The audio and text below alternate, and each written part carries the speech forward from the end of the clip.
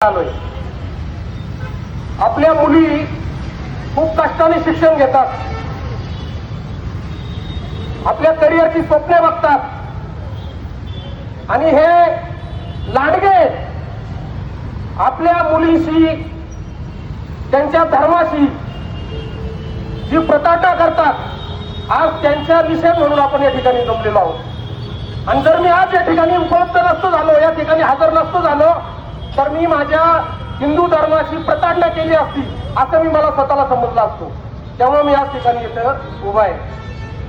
आपल्याला प्रत्येक घराघरात जाऊन ही माहिती देणं गरजेचं आहे। पुढील जी छुपी संकट आपल्या मुली आणि आपल्या बाळांशी समोर उभी आहेत त्याची जाणीव आपल्याला सर्वांना घराघरात जाऊन द्यायला हवी। आपल्या मुली कुठल्याही धर्मांतराची फॅक्टरीतली कच्चा माल नाहीये। आपल्या मुली कुठल्याही त्यांच्या संकटांना बळी पडू नये त्यासाठी मी जी घटना TCS नाशिक मध्ये घडली आहे तिच्यातली थोडी प्रस्तावना सांगतो, तिच्या मागली कारणं सांगतो। प्रथमतः आपल्या ज्या मुली ज्यावेळेस या कंपनीमध्ये प्रवेश करतात त्यावेळेस हे लाडके सिस्टीम टार्गेट करतात। आपल्या मुलींना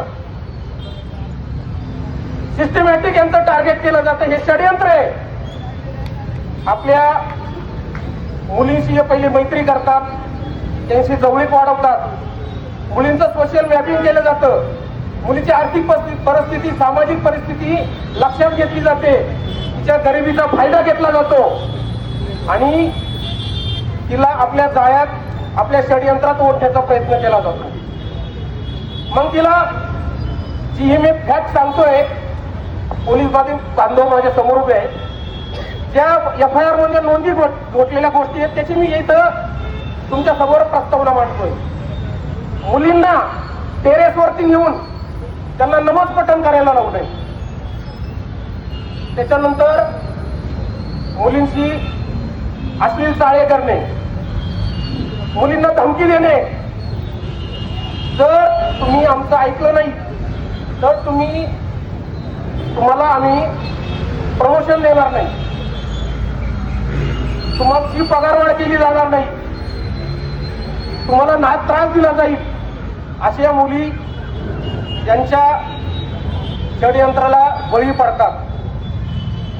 बळी पडल्यानंतर त्यांना मांस खाऊ घालणे, त्यांना विशिष्ट पेहराव घालणे, त्याच्यानंतर मेन यांचं चालू षडयंत्र होतं धर्मांतरित करणे।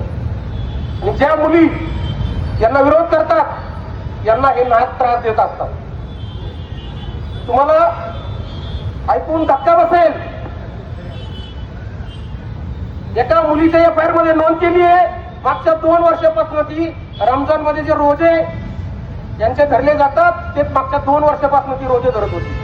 त्यावेळेस घरच्यांना हे कळलं तर त्यांना धक्काच बसला की आमच्या मुलीशी कुठल्या प्रकारची व्यवहार त्यांच्या कंपनीमध्ये होतोय। त्याचबरोबर ज्या मुली यांना सहकार्य करत नसतील अशा मुलींना म्हणजे आपल्या देवांबद्दल चुकीची माहिती किंवा आपल्या मुलींच्या मनात विष कालवणं की तुमच्या श्रीकृष्णाला 16,000 बायका होत्या म्हणजे तुमचा देव कसा आहे, देव अदृश्य असतो, तुमचे देवता दिसतात, कसले तुमचे देव। त्यानंतर धर्मातीला शिवीगाळ करणे असेल, त्यानंतर मुलींना त्यांच्या पर्सनल आयुष्याची गोष्टी विचारणे, या FIR मध्ये नोंदी आहे। माझ्या बहिणीला विचारलं जातं तू हनीमूनला कुठे गेली, हनीमून कसा केला, तुला शारीरिक काय करायचं असेल तर माझ्याकडे ये, या गोष्टी विचारल्या जातात। आपल्या मुलींना आपलं रक्त खवळणार नाही का, खवळत आहे की नाही आपलं रक्त। सगळ्यात संतापजनक गोष्ट सांगतो, एक मुलगी दुपारी जेवायला बसली होती आणि ती ताक पित होती। तिथं कौशिक म्हणून नावाचा हा लांडा तिथं आला, तिला विचारतो तुला ताक प्यायचंय का, तू काय पिते, तर ती म्हणते मी ताक पिते। तर हा गांडो त्याच्या प्रायव्हेट पार्टनं इशारा करून तिला विचारतो, माझं ताप पिणार का? या गांडोला माझं सांगणं आहे, तू फक्त बजरंगाच्या हातात घाव, तुझं लिंकच कापून टाकतो. या शिवरायांची, या छत्रपतींची भूमी आहे. आमच्या बहिणी बाळाकडं डोळे वटारून जर पाहता तर तुमचे डोळे काढले जातील. या सर्व प्रकरणाला हे कर्मचारी जेवढे जबाबदार आहेत तेवढेच TCSचे प्रशासन याला जबाबदार आहे. मागच्या 2-3 वर्षापासून जर ह्या गोष्टी तुमच्या कंपनीमध्ये घडतात आणि तुम्हाला अजून त्या गोष्टी माहिती नाही, असं होऊ शकत नाही. काल TCSचे चेअरमन चंद्रशेखरन म्हणाले, आम्हाला आमच्यासाठी खूप त्रासदायक आहे. अरे लाज वाटायला पाहिजे तुम्हाला. TCS नाशिकमध्ये ही गोष्ट घडली, तुम्ही सगळ्या TCSच्या प्लॅन्टमध्ये का नाही आवाज उठवायला सांगितला? त्यानंतर समाज माध्यमांवरती काही गोष्टी कालपासून पाहायला मिळतात. लेन्सकार्ट नावाची कंपनी आहे, आपल्या कर्मचाऱ्यांना काय सांगते, तुम्ही मुलींना सांगते की तुम्ही टिक्का लावायचं नाही, बिंदी लावायची नाही, कुंकू लावायचं नाही. मुलांना सांगितलं जातं तुम्ही हातात कलेवा बांधायचं नाही. माझी लेन्सकार्टच्या मालकाला त्यांच्या सगळ्यांना आव्हान आहे, 24 तासात माफी मागा तुम्ही हिंदू समाजाची, नाही तर तुमची लेन्स वेगळ्या ठिकाणी असेल आणि तुमची दांडी वेगळी केल्याशिवाय बजरंग दल राहणार नाही. आतापर्यंत आपण वेगळ्या प्रकारचे लौच याद ऐकले, याच्यात फक्त हिरवे साप वळवळ करत होते. TCS नाशिकची HR मॅनेजर ही मास्टर माइंड या सगळ्या षडयंत्रामागची, ही अजून फरार आहे. म्हणजे आतापर्यंत हिरवे साप पाहिले, आता हिरव्या नागिनी पण वेळात बाहेर येतात. प्रशासनाच्या अजून ती हाताला लागली नाही, याचा पण प्रशासनाने विचार करावा. आणि ज्या लोकांना अटक केली आहे, महाराष्ट्राचे मुख्यमंत्री यांना माझी विनंती आहे, तुमचं बुलडोझरचं बहुतेक डिझेल संपलं असेल तर आम्ही बजरंग दल द्यायला तयार आहे, पण यांच्या घरावर बुलडोझर चालवा, नाहीतर बजरंग दलाला काहीतरी कारवाई करावी लागेल. मी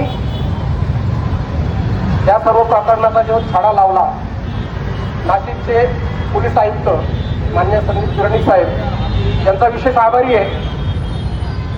माझ्यासमोर काही पोलीस महिला होत्या या ठिकाणी. या पोलीस महिलांनी TCS कंपनीत 15 ते 20 दिवस जॉब करला अधिकृतरित्या आणि या सर्व षडयंत्राचा पर्दाफाश केला. त्यांचंही विशेष कौतुक आणि आभार आणि धन्यवाद आहे. आणि माझ्या त्या दुर्गाला सलाम आहे की तिने हे सगळं बाहेर आणण्यासाठी, तिच्या आईवडिलांना पण सलाम आहे की त्यांनी आपल्या मुलीवरचा अत्याचार समाजामध्ये आणण्याला मदत केली. तिन्ही लोकांना माझा सलाम आहे. जाता जाता एकच सांगेल, ही गोष्ट फक्त TCS नाशिक पुरती मर्यादित नाहीये. त्या गोष्टी सर्व ठिकाणी चाललेल्या आहेत. पिंपरी चिंचवड IT सेक्टर आहे, औद्योगिक हब आहे. मी पिंपरी चिंचवड मधील माझ्या बहिणी बाळांना विनंती करतो की जर तुमच्या बरोबर अशा काही गोष्टी घडत असतील, घडल्या असतील तर समोर या.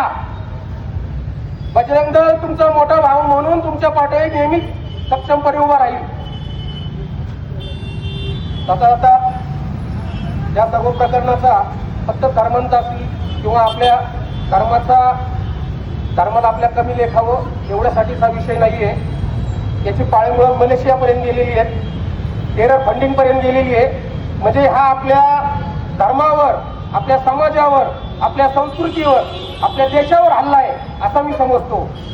जाता जाता एवढंच सांगतो की हमारी खामोशी को हमारी बुज़दिली मत समझना, हमारी खामोशी को हमारी बुज़दिली मत समझना. समंदर शांत है इसका मतलब ये नहीं कि उसमें लहरें नहीं आएंगी. धन्यवाद.